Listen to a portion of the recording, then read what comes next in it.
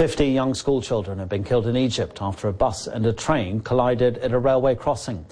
The bus driver was also killed and more than a dozen people were injured. The provincial governor said the man in charge of the crossing had been asleep and has now been arrested. The collision happened near Manfalut in the central province of Asyut.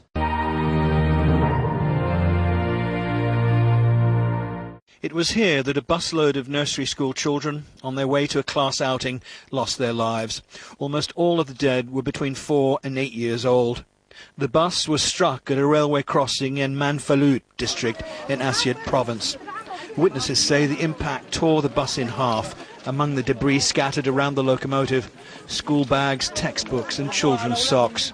Witnesses say the train pushed the bus along the track for nearly a kilometre.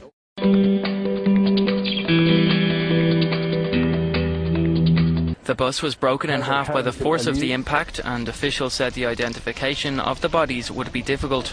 Prime Minister Hisham Kandil travelled to the scene and reiterated the President's intention of ordering an investigation into the accident.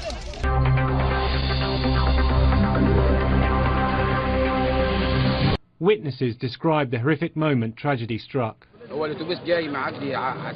bus was passing at 7 in the morning from the east side, crossing to the west side, while the train was coming from the south. As I was standing on the road nearby, I heard a sound of clash like a bomb, so we hurried toward the driver's engine, but as we arrived we found bodies of children everywhere, and the bus was broken into 2 pieces.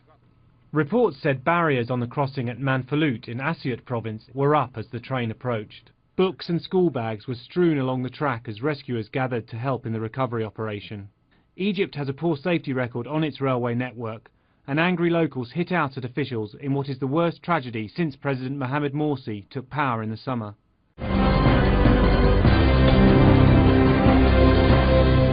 Local police suspect the railway crossing safety barrier was not in place as the train approached.